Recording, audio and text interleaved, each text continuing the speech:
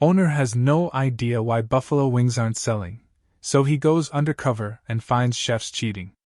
Ethan Rivers stared at the spreadsheet on his laptop, his coffee going cold in his hand. The numbers didn't lie, but they didn't make sense either.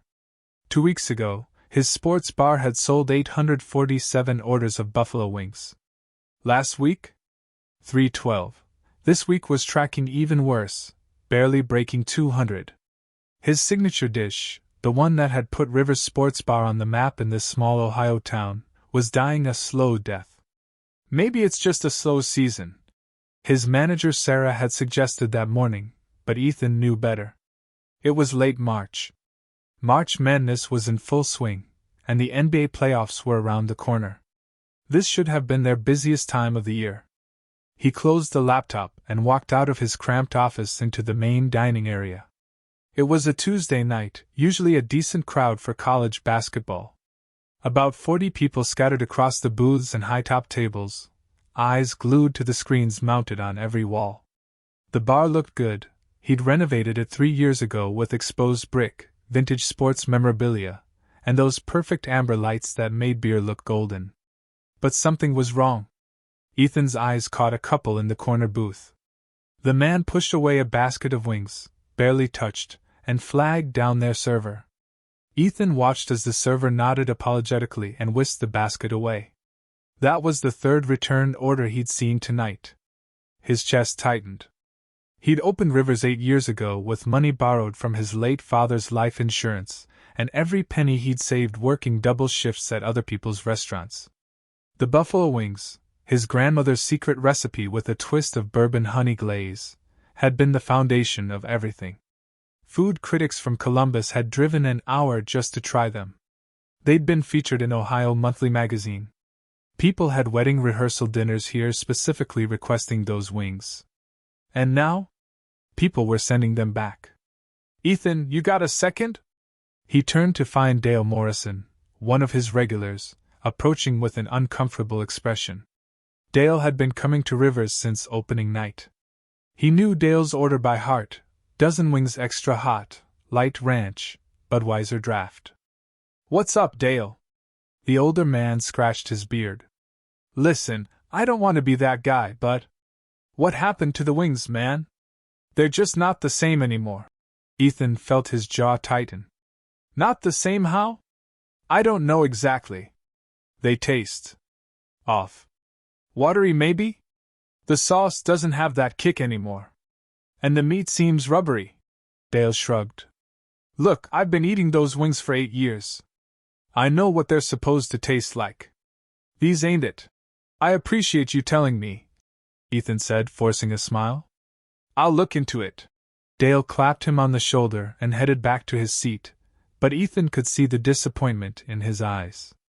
That look gutted him more than the numbers on the spreadsheet. He pushed through the kitchen doors. The kitchen was running smooth, pans clanging, oil sizzling, the exhaust fans humming. Marcus Chin, his head chef, was plating an order of nachos while calling out ticket times to the line cooks. Marcus had been with him for 6 years, promoted to head chef 3 years ago. They'd been friends, not just colleagues. Marcus had been at Ethan's father's funeral.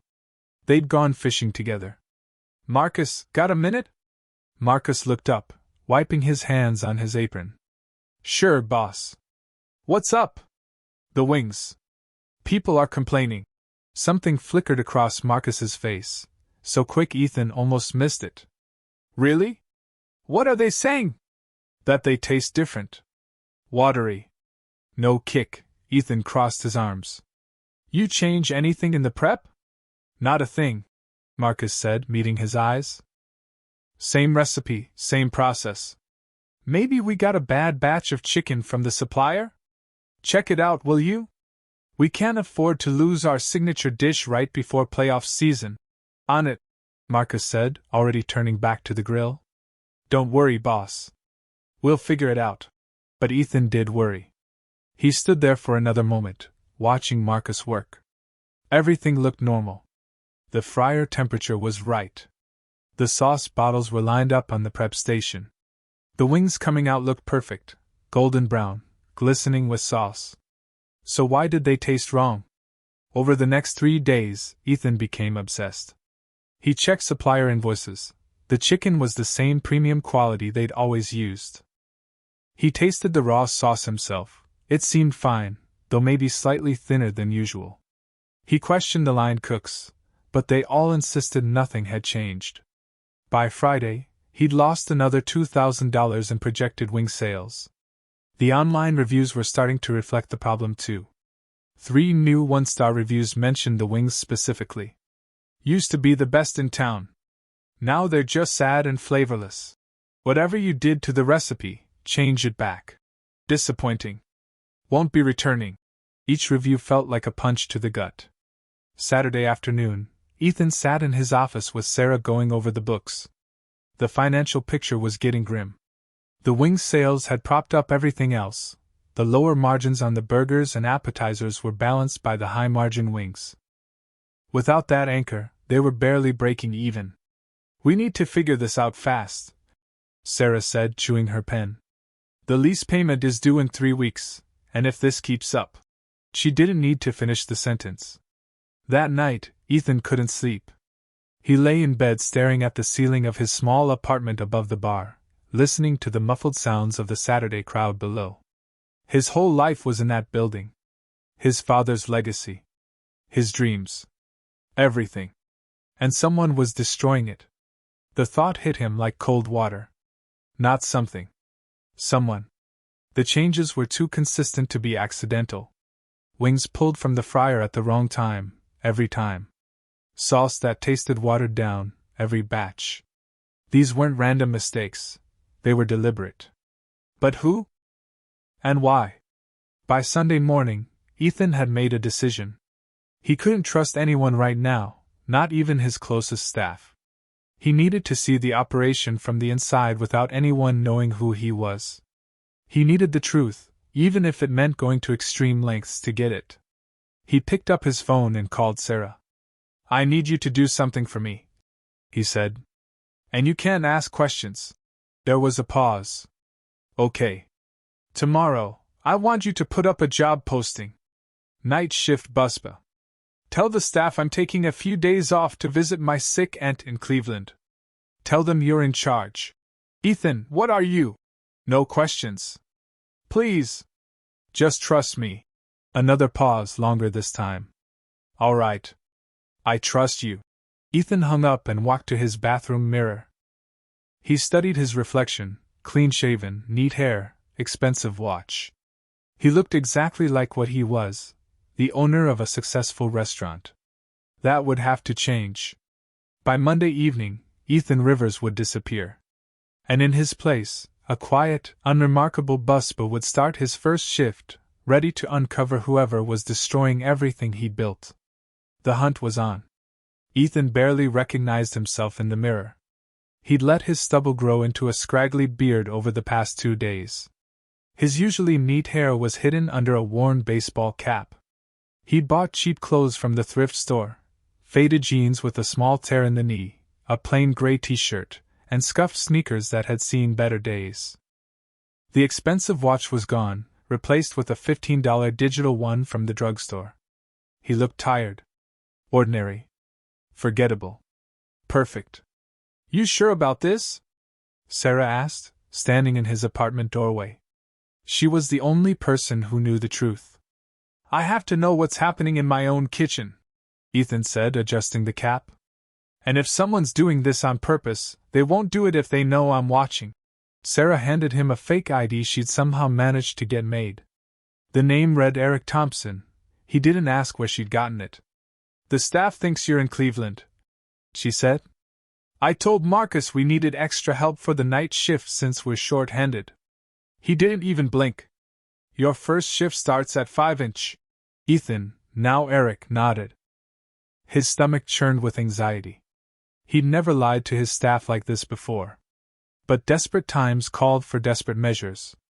At 4:55 p.m., he walked through the employee entrance at the back of Rivers Sports Bar.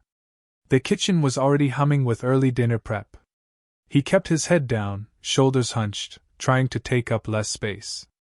Marcus was at the prep station, checking inventory. He glanced up when Ethan entered. You the new buspa? Yes, sir. Eric Thompson. Ethan's voice came out slightly higher than normal, more tentative. He'd practiced this. Marcus sized him up for about 3 seconds. You ever worked in a restaurant before? Couple places. Nothing fancy. Right. Well, it's pretty straightforward. Clear tables, load the dishwasher, help the servers when they need it. Stay out of the cook's way. We run a tight ship here. Marcus pointed to a young guy with tattoos on both arms. That's Joey. He'll show you the ropes. Just like that, Marcus turned away. No recognition. No suspicion. To him, Ethan was just another low-wage worker passing through. Joey proved to be a fast talker with opinions about everything. As he showed Ethan where the dish racks were stored and how to properly stack glassware, he rattled off gossip about the other staff members. That's Linda, she's been serving here forever. Don't mess with her tables. Ramon on grill is cool, but he's got a temper when orders back up. And Marcus. Joey lowered his voice. Marcus basically runs this place. The owner's never around anymore. Just cashes checks, you know? Ethan bit his tongue. Never around? He was here 6 days a week. Thought the owner was out of town or something. Ethan said carefully. Yeah, but even when he's here, he doesn't really know what's going on in the kitchen. Marcus is the real boss. Joey shrugged. Honestly, word is the owner might sell the place soon anyway. Business has been tanking. That hit Ethan like a slap. Was that what his staff thought? That he was some absentee owner running the place into the ground? The dinner rush started, and Ethan threw himself into the work. Bussing tables was harder than he remembered from his own restaurant days 20 years ago. His back ached within an hour. His hands were raw from scrubbing dishes. But the physical discomfort faded into background noise as he focused on watching the kitchen. Everything seemed normal at first.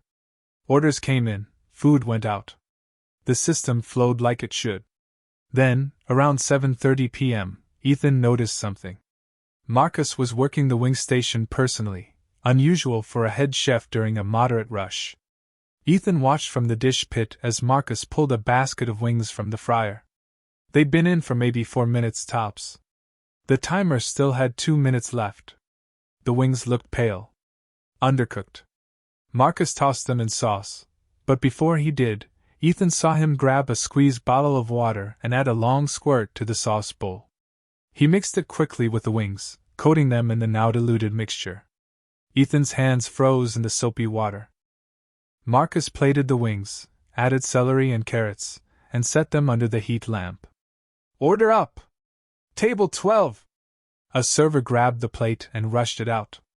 Ethan watched through the kitchen window as it was delivered to a family of 4.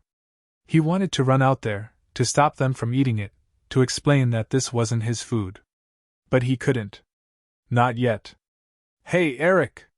You gonna wash those glasses or just drown them? Joey called out. Ethan snapped back to attention. Sorry, zoned out. For the rest of the shift, he kept his eyes on Marcus whenever possible. It happened again at 8:15, wings pulled early, sauce watered down. Then again at 9:20. Every single wing order that Marcus personally handled was sabotaged. But why would Marcus do this? They were friends. Ethan had promoted him, given him raises, trusted him completely. What possible reason could he have for destroying the restaurant's reputation? By midnight, when the kitchen finally closed, Ethan's mind was racing. He'd seen the sabotage with his own eyes, but he still didn't understand the motive.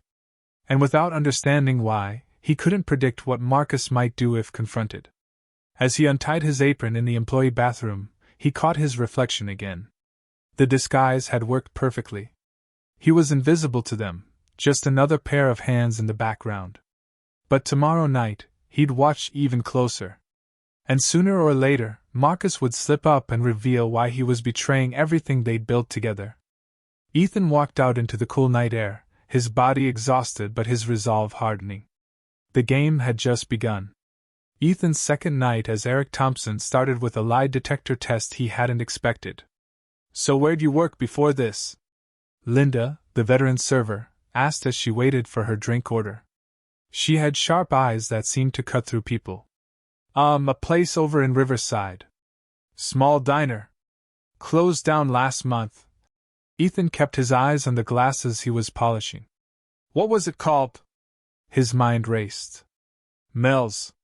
Nothing special. Linda studied him for a beat longer, then nodded and took her drinks. Ethan exhaled slowly. Every conversation was a minefield. One slip and the whole operation would collapse. Tonight, the bar was packed. Wednesday night meant wing specials, 50-cent wings from 6 to 9. It used to be their biggest night of the week. Now it felt like a funeral march. Ethan positioned himself near the dish pit with a clear view of the wing station. Marcus was there again, personally handling the orders. That alone was suspicious. A head chef shouldn't be stuck on one station during a rush. The first basket of wings came up at 6:17. Marcus pulled them at exactly 4 minutes. Ethan checked the industrial timer mounted above the fryer. It still showed 2 minutes remaining. The wings went into a metal bowl, and Marcus reached for the sauce. But this time, Ethan saw something new. Marcus didn't use the main sauce containers that the other cooks used. He grabbed a bottle from under his prep station, one that looked identical but had a small piece of blue tape on the cap. Marcus squeezed it generously over the wings, coating them thoroughly. That wasn't their sauce. It couldn't be. Ethan's mind clicked through possibilities.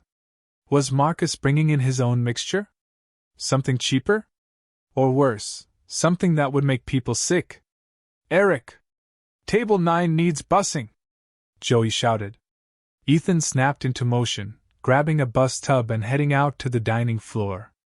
Table 9 was a group of college kids who demolished 2 orders of wings. The plates were mostly clean, but Ethan noticed they'd left a good portion of the sauce untouched, with several wings only half eaten. How was everything? He asked, playing his role. Meh, one of the girls said. We've had better. These tasted kind of… I don't know, chemically? Chemically. The words sent a chill through him. Back in the kitchen, Ethan watched Marcus work through 15 more wing orders over the next hour. The pattern was identical every time: early pull from the fryer, the special bottle with the blue tape, undercooked meat coated in mystery sauce. Around 7:45, Ethan saw his chance. Marcus left the wing station to handle a situation with a broken oven door. Ethan grabbed an empty bus tub and casually made his way toward Marcus's prep area, pretending to collect dirty dishes. When no one was looking, he reached under the station and grabbed the bottle with the blue tape. He ducked into the walk-in cooler. His hands shook as he opened the bottle and smelled it. The scent was wrong, thin, acidic, with an artificial sweetness that didn't belong. He dipped his finger in and tasted it. It was their buffalo sauce, but heavily watered down and mixed with what tasted like cheap corn syrup and vinegar. Maybe some food coloring to get the color right. The complex bourbon honey notes were completely gone. This was garbage. What are you doing? Ethan spun around. Joey stood in the cooler doorway, eyes narrowed. I thought this might be ranch dressing. Server asked for it. Ethan's voice cracked slightly. Joey looked at the bottle, then at Ethan. For a horrible moment, Ethan thought his cover was blown. Then Joey laughed. Dude, that's wing sauce. Ranch is in the white bottles. Come on, I'll show you. Ethan followed Joey out, his heart hammering. He'd almost been caught. He needed to be smarter, more careful. But now he knew. Marcus wasn't just making mistakes. He was systematically replacing their signature sauce with a cheap knockoff. The undercooked wings made sense too. Less time in the fryer meant lower food costs. Marcus was cutting corners everywhere, tanking the quality while probably pocketing the difference in ingredient costs. Except that didn't make sense either. Marcus made a good salary. Why risk his job and reputation for what? A few $100s a week? At 8:30, Ethan witnessed something that made his blood run cold. A family sent back their wing order, barely touched. The father was visibly angry, calling over Sarah to complain. Through the kitchen window, Ethan watched the confrontation. Sarah apologized, offered to comp the meal, but the damage was done. The family left, and Ethan knew they'd never come back. That's when he saw it. Marcus was watching the whole thing from the kitchen, and on his face was the faintest hint of a smile. Not a smirk, not obvious, just a tiny upturn at the corner of his mouth. There for a second, then gone. He was pleased. This wasn't about cutting costs or being lazy. Marcus wanted the wings to fail. He wanted customers to leave angry. He was deliberately destroying River's reputation, and he was enjoying it. The realization hit Ethan like a physical blow. This was personal. This was revenge or sabotage or something darker. His friend, someone he trusted for 6 years, was actively trying to destroy him. But why? Ethan cleaned dishes for the rest of the night on autopilot, his mind churning through scenarios. A grudge he didn't know about? A betrayal he'd committed unknowingly? Competition from another restaurant? When the shift ended at midnight, Marcus gathered the kitchen staff for a quick meeting. "Good work tonight, everyone. Keep it up." His eyes swept the room and landed on Ethan for just a moment. "Eric, you're fitting in well. See you tomorrow?" "Thanks," Ethan mumbled. As he walked to his car, Ethan made a decision. He couldn't confront Marcus yet, not without understanding the full picture. If Marcus was working with someone or planning something bigger, confronting him now would just drive the conspiracy underground. No, he needed more. He needed to know who else was involved and what the endgame was. Tomorrow night, he wouldn't just watch. He'd follow. Thursday night felt different the moment Ethan walked in. Marcus was agitated. He snapped at Ramon for overcooking a burger. He threw a dish towel across the kitchen when an order came back. The usual calm control he maintained was cracking at the edges. "What's his problem?" Joey whispered to Ethan while they loaded the dishwasher. "No idea." But Ethan did have an idea.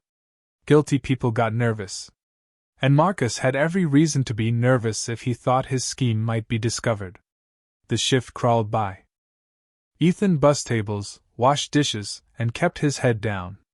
But every nerve in his body was alert, waiting for Marcus to make a move.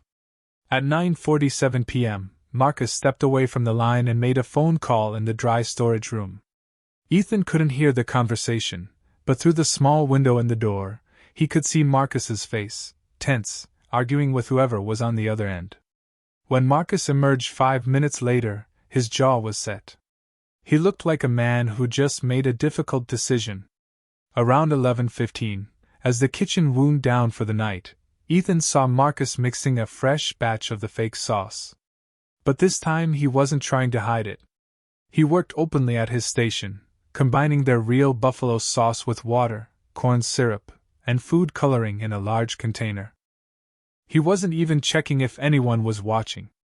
Ethan's hands gripped the edge of the sink. This was it. This was his moment. He could walk over there right now, rip off his disguise, and confront Marcus in front of everyone. Expose him. Fire him on the spot. The words were right there in his throat. But then Marcus did something unexpected. He filled 3 bottles with the fake mixture, the one with blue tape and 2 new ones with red tape. Then he took the bottles and walked toward the back exit, moving with purpose. Ethan's confrontation died in his throat. Where was he going with those bottles? Who was he meeting? "Joey, can you handle the rest of these?"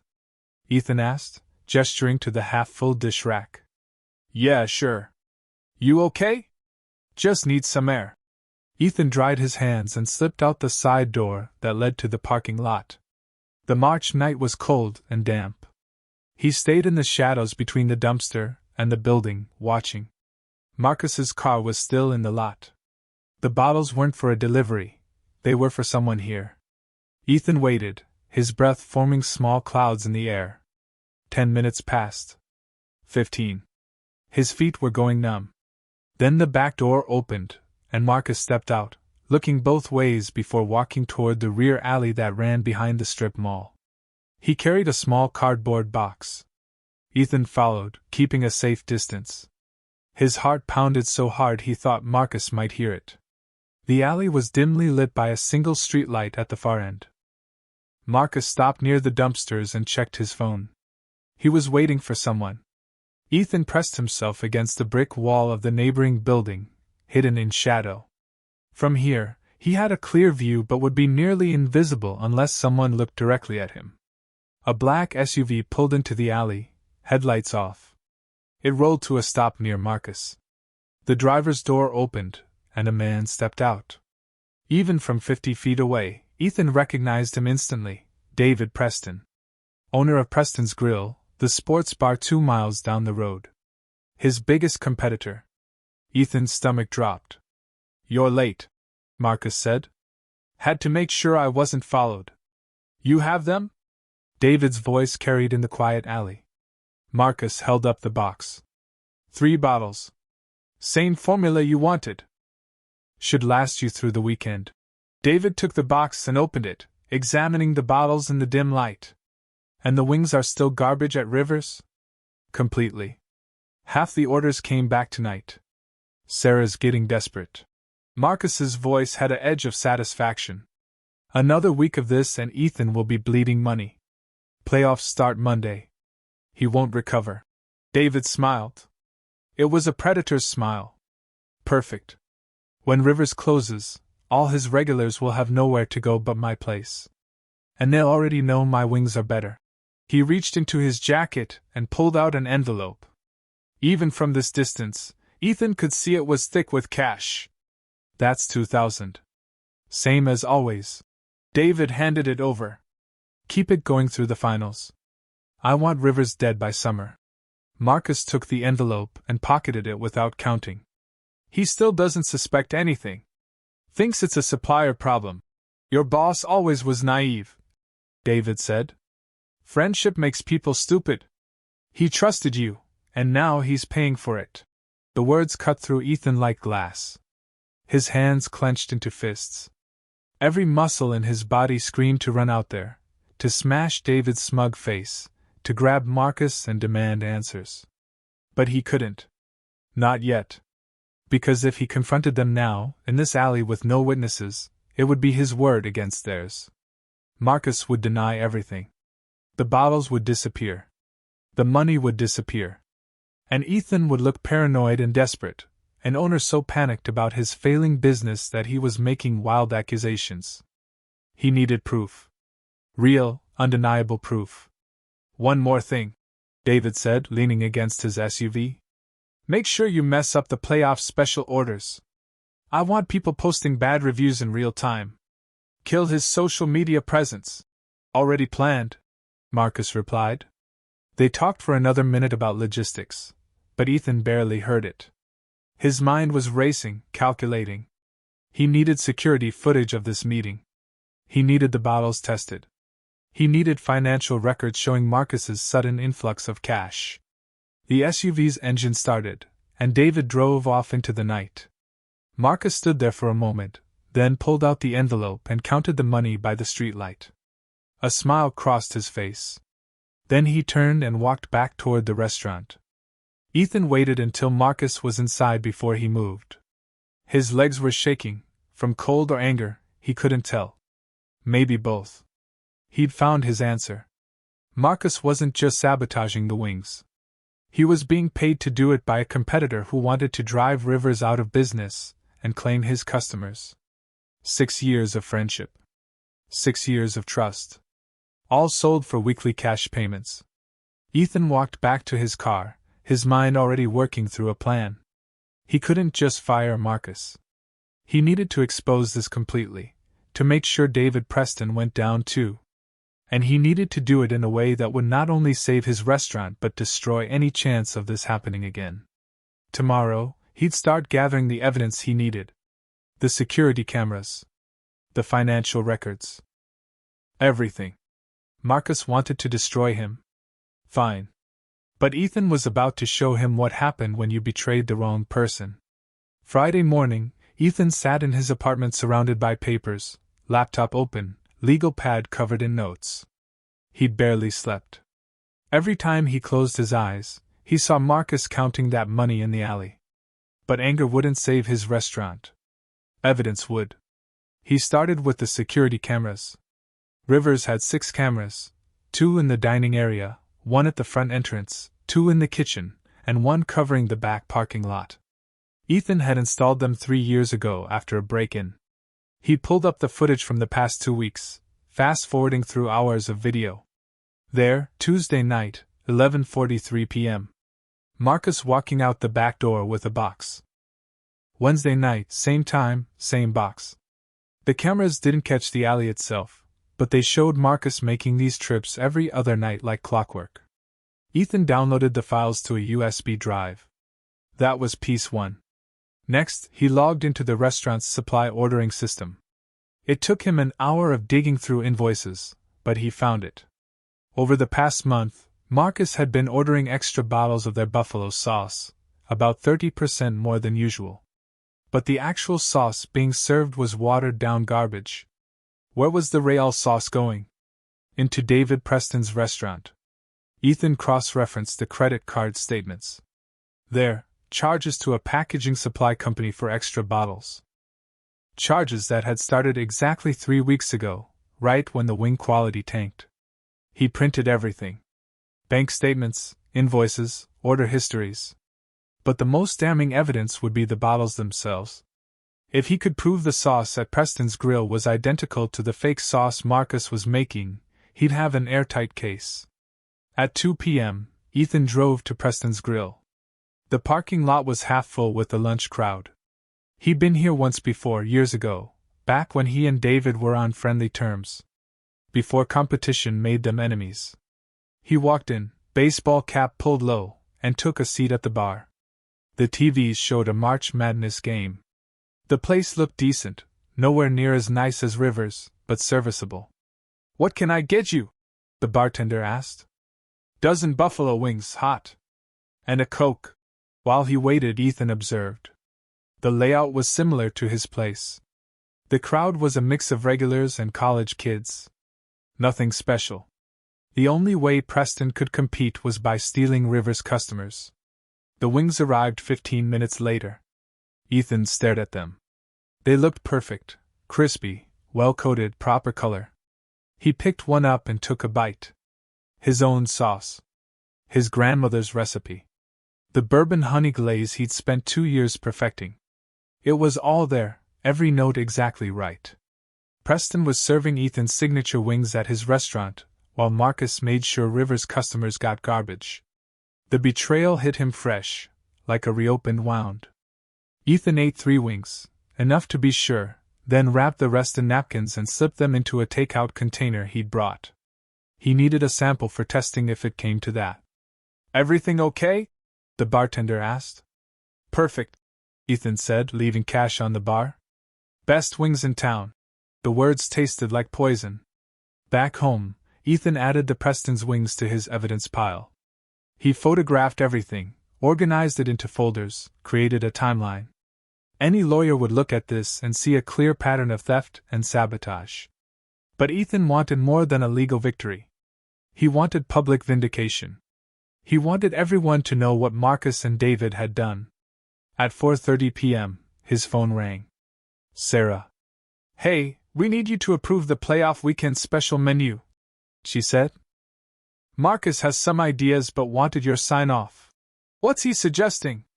"Half-price wings all weekend, plus beer specials. He thinks it'll bring people back." Ethan almost laughed. Marcus wanted to sabotage even more wings at a discount, flooding the market with bad reviews during the biggest sports weekend of the year. It was brilliant in its cruelty.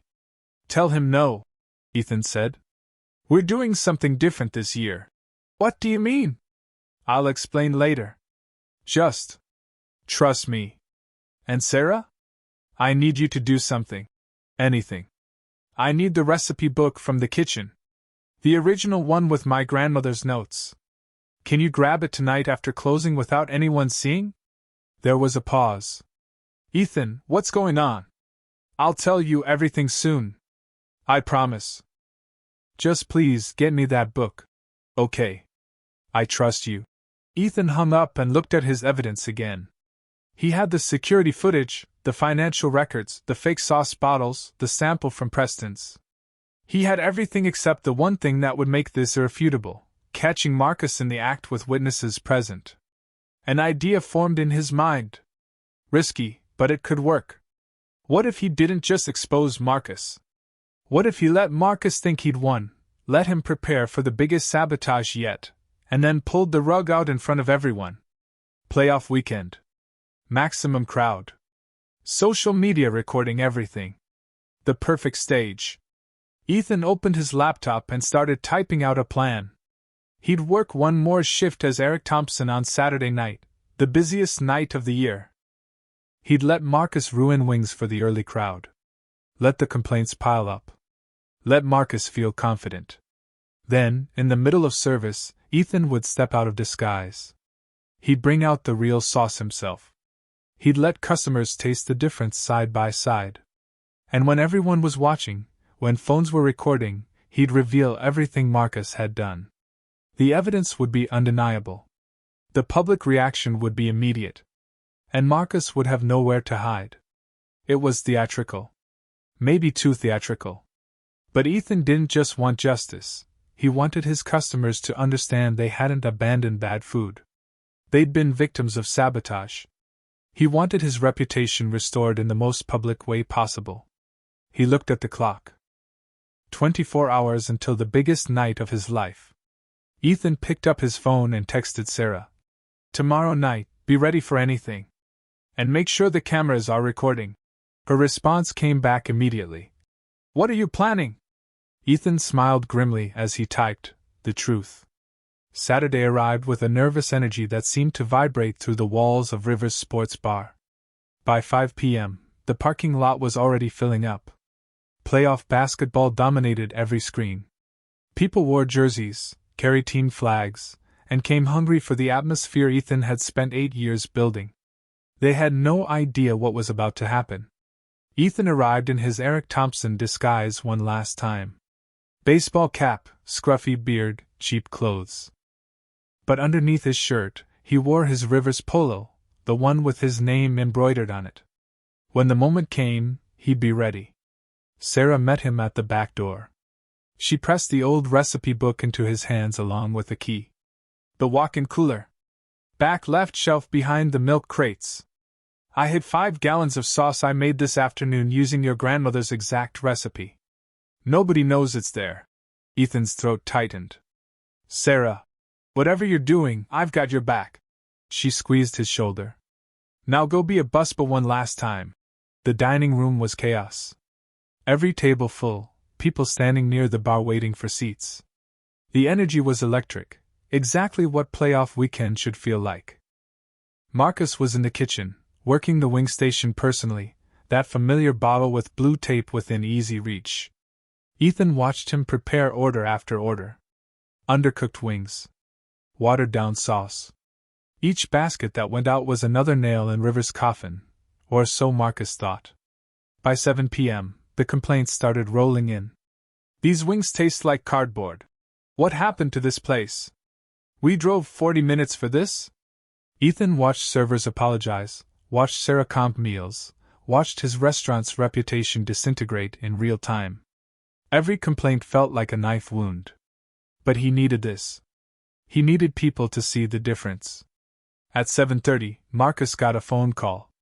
He stepped into the dry storage room, and through the window, Ethan saw him smiling. Probably David Preston, calling to congratulate him on the destruction. That smile sealed Marcus's fate. "Eric, we need more clean plates fast," Linda called out. But Ethan didn't move toward the dishwasher. Instead, he walked straight to the walk-in cooler. He found Sarah's hidden containers of real sauce, grabbed 2 gallons, and carried them out to the prep station. Joey spotted him first. "Dude, what are you doing? That's not your..." Ethan pulled off his baseball cap and ripped away the fake beard he'd been wearing. The kitchen went silent. "Oh my God!" Ramon whispered. "That's the owner." Marcus emerged from the storage room, phone still in hand. His face went white when he saw Ethan standing there in his Rivers polo, holding the real sauce. "What the hell are you doing here?" Marcus's voice cracked. "Working in my own restaurant. Ethan said calmly. You know, the one you've been destroying. Every cook, every server had stopped working. All eyes locked on them. I don't know what you're talking about, Marcus said, but his hands were shaking. Ethan held up the bottle with blue tape, the fake sauce. Really? Then explain this. Explain why you're serving watered-down garbage while selling my real recipe to David Preston for $2,000 a week. Marcus's face went from white to red.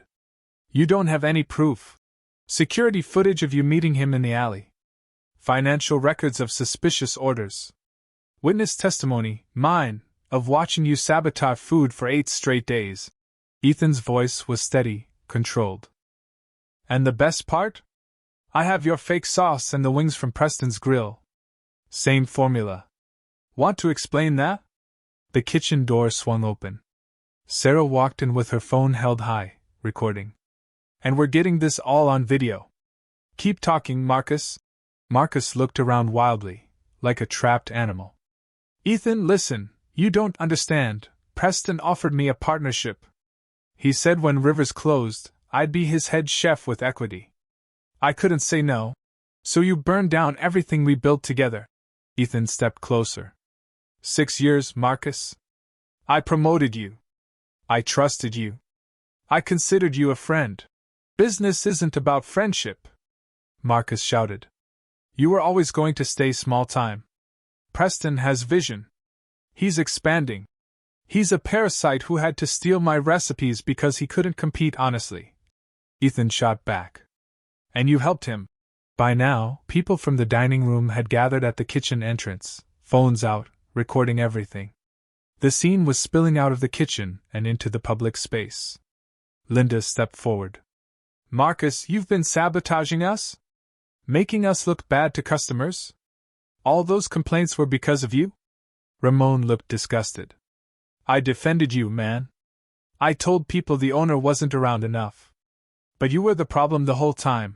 Marcus's expression hardened. You know what? I'm done. You want to run this place into the ground yourself? Fine. I quit. You don't get to quit, Ethan said quietly. You're fired. Security footage and evidence go to the police tonight. And David Preston is going to get a visit from my lawyer Monday morning. Marcus ripped off his apron and threw it on the ground. He stormed toward the back exit, but the crowd of customers had formed a wall. People booed. Someone shouted thief, another yelled traitor. He pushed through them and disappeared into the night. The kitchen stood frozen in the aftermath. Then Sarah spoke up, her voice carrying through the silence. Who wants to taste Rio Rivers wings? A cheer erupted from the crowd. Ethan stood in his kitchen, surrounded by his staff and a crowd of customers who'd just witnessed the most dramatic moment of his life. For a second, the weight of everything, the betrayal, the lies, the near destruction of his dream, threatened to crush him. Then Sarah handed him a clean apron. Let's show them what Rio Rivers wings taste like, she said. Something shifted in Ethan. The anger that had fueled him for days began to transform into determination. He tied on the apron and looked at his staff, the people who'd been working beside a traitor without knowing it. Ramon, fire up that fryer to proper temperature. Linda, I need you to tell every table what just happened and that their next order of wings is on the house. Joey. Ethan paused, looking at the young man who'd unknowingly helped him through his undercover week. You're my new wing station lead tonight. I'll show you exactly how it's done. Joey's eyes went wide. Me? But I'm just. You're loyal. That's worth more than experience. Ethan clapped him on the shoulder. Let's do this. The kitchen exploded into motion. Ethan grabbed the containers of Real sauce and began preparing wings the way he'd done thousands of times before. The muscle memory kicked in, the exact fry time, the temperature check, the perfect toss ratio for sauce coverage. Within 15 minutes, the first batch was ready. Ethan carried them out himself into the dining room. The crowd parted for him. He set the basket down at a table where a family of 4 sat, the same family he'd seen send wings back earlier in the week. On behalf of Rivers, I apologize, Ethan said. What you had before wasn't our food. This is. I'd be honored if you'd give us another chance. The father looked skeptical, but he picked up a wing. One bite, and his expression changed completely. Now that's what I remember. That's the Rivers I've been telling my kids about. Word spread through the dining room like wildfire. More wings came out of the kitchen, each basket prepared with the care and attention Ethan had built his reputation on. Customers who'd been disappointed an hour ago were now taking photos, posting on social media, texting friends. Linda came back into the kitchen with tears in her eyes. Table 12 just said these are the best wings they've ever had. Table 7 asked if they could shake your hand. Ethan, they're coming back. By 9 p.m., the dining room had transformed. The earlier tension had evaporated, replaced with genuine excitement. People weren't just eating, they were celebrating. Celebrating the wings, yes, but also celebrating the story. The owner who fought for his restaurant. The betrayal exposed. The truth revealed. Sarah appeared at Ethan's side as he plated another order. Your phone's been blowing up. Check social media. Ethan pulled out his phone with sauce-covered hands. His notifications were exploding. Videos of the confrontation were everywhere. TikTok, Instagram, Twitter. But it wasn't just the drama people were sharing. It was the comeback. At Foodie Mike. Just witnessed the craziest thing at Rivers Sports Bar. Owner went undercover, caught his chef sabotaging wings for a competitor. Now serving the real recipe and they're amazing. This is what integrity looks like. Hashtag Rivers Sports Bar, hashtag support local. At Sarah Eats. The wings at Rivers are back and better than ever. Full story is wild. Chef was literally being paid to ruin them. Owner exposed everything tonight. Most dramatic dinner of my life. 12 out of 10 recommend. The post kept coming. People who hadn't been to Rivers in weeks were commenting that they'd be back tomorrow. Food bloggers were reaching out for interviews. Even the local news station had called Sarah asking for a statement. But the moment that broke Ethan came at 10:15 p.m. Dale Morrison, the regular who'd first told him the wings tasted wrong, walked into the kitchen. He was carrying an empty basket, cleaned down to the bones. Ethan, Dale said, his voice gruff with emotion. I've been coming here since day one. Watched you build this place from nothing. Tonight I thought about what you did, working as a busboy in your own restaurant just to find the truth. That's character, son. That's real damn character. Dale extended his hand. Ethan shook it, feeling the calluses of a man who'd worked with his hands his whole life. Your dad would be proud, Dale added quietly. Real proud. Ethan's vision blurred. He nodded, not trusting his voice. After Dale left, Ethan stood at the prep station and looked around his kitchen. Ramon was dancing to music while flipping burgers. Joey was carefully timing wings like his life depended on it. Linda was laughing with customers. Sarah was coordinating orders with the energy of someone who believed in what they were doing. This was why he'd fought. Not just for the business, or the building, or even his reputation. For this, for the people who depended on him, who believed in him, who deserved honesty and quality and care. By midnight, when they finally closed, Rivers had served over 500 orders of wings. The night's revenue was triple what they'd made the previous Saturday. But more importantly, they'd served food they were proud of to customers who appreciated it. As the staff cleaned up, Sarah pulled Ethan aside. Marcus texted me an hour ago. He's threatening to sue for wrongful termination. Ethan almost laughed. Let him. We have everything documented. His lawyer will take one look at that evidence and tell him to drop it. And David Preston? My attorney's drafting a cease and desist on Monday. If Preston wants to fight, we'll take him to court for theft of intellectual property. Ethan smiled. But honestly, I don't think he'll fight. His reputation's destroyed. People are already review-bombing his restaurant online. Sarah grinned. Karma's beautiful sometimes. As Ethan locked up for the night, he stood in the empty dining room one last time. The chairs were stacked on tables. The TVs were dark. But the place felt alive again, like it had taken a breath after nearly drowning. His phone buzzed. A text from an unknown number. Saw what happened tonight. My son's graduation party is next month. Can we book Rivers for 50 people? Want to support what you're doing. Ethan smiled and typed back. We'd be honored. 3 weeks later, Ethan stood behind the bar during a Tuesday night rush and realized something had fundamentally changed. The dining room wasn't just full, it was alive. Laughter bounced off the exposed brick. Every screen showed a different game. The smell of perfectly cooked buffalo wings hung in the air like a promise kept. But more than that, people looked happy. Not just satisfied, but genuinely happy to be there. Rivers had become more than a restaurant. It had become a story people wanted to be part of. The viral videos from that Saturday night had been viewed over 2 million times collectively. Local news had run a feature. Small town owner goes undercover to save his restaurant. Food Network had even reached out about featuring Rivers in an upcoming episode about family recipes and restaurant loyalty. But the real victory was simpler than all of that. Wing sales had tripled. Not just recovered, tripled. Ethan, table 6 wants to meet you, Linda called out, grinning. They drove here from Pittsburgh because they saw the TikTok. Ethan walked over to a young couple who looked starstruck. They asked for a photo, told him his story inspired them, ordered 3 dozen wings. This happened now, several times a night. His restaurant had accidentally become a destination. As he returned to the bar, Sarah sidled up next to him. You're not going to believe this. What now? She showed him her phone. An email from a publisher in New York. They wanted Ethan to write a book, a combination cookbook and business memoir about the undercover operation, building customer loyalty, and the importance of quality over cutting corners. They're offering a real advance, Sarah said. This could be huge. Ethan stared at the email, overwhelmed.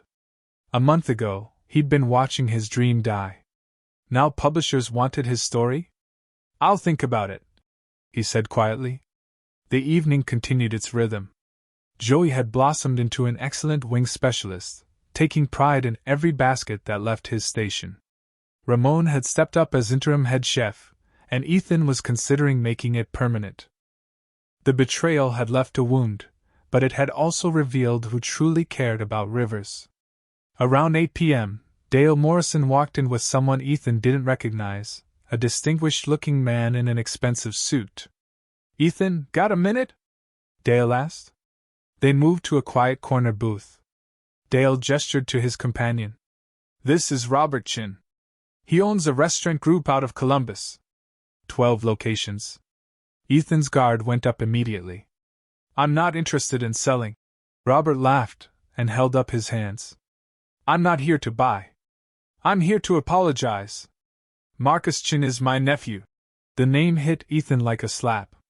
He'd forgotten Marcus's last name was Chin. The connection had never occurred to him. I had no idea what Marcus was doing until I saw the videos online. Robert continued, his expression pained. I called him immediately. He admitted everything, the sabotage, the deal with Preston, all of it. I'm horrified and ashamed. Why are you telling me this? Because you deserve to know that what he did doesn't represent my family or how I do business. Robert pulled out an envelope. This is a check for $20,000. It doesn't fix what happened, but it covers your financial losses and legal fees. Consider it a debt paid on behalf of my family's honor. Ethan stared at the envelope, stunned. I don't need your money. I know you don't. But I need to give it. Please, Robert's eyes were sincere. And if you're ever interested in expanding Rivers, my group would be honored to partner with someone who has your integrity. No pressure. Just know the offer exists. After they left, Ethan sat alone in the booth holding the check. The amount would solve his immediate cash flow problems and then some. But more than the money, it was the gesture, someone taking responsibility for family, making things right even when they didn't have to. Maybe not everyone in the restaurant business was corrupt. Maybe there were still people who valued honor over profit. Sarah found him there 10 minutes later. You okay? Yeah, Ethan pocketed the check. Just processing. Well, process this. We need to hire 2 more servers. We can't keep up with the demand. And 3 restaurants in Cleveland want to know if we'll share our bourbon honey glaze recipe. For licensing money. Ethan laughed, the sound surprising himself. A month ago, we were dying. Now we need more staff and people want to license our recipes? Turns out integrity is good for business. Sarah smiled. Who knew? That night, after closing, Ethan walked through his restaurant alone. He touched the bar his father had helped him pick out. He looked at the photos on the walls, 8 years of memories, community events, championship celebrations. This place had almost been destroyed by someone he trusted. But it had survived because he'd fought for it. Because he'd been willing to wash dishes and hide his identity and do whatever it took to find the truth. The lesson wasn't just about Marcus's betrayal. It was bigger than that. Trust was earned, not assumed. Loyalty required constant nurturing. And success meant nothing if you compromised who you were to achieve it. Ethan's phone buzzed. A text from Joey. Boss, I've been thinking about that head chef position.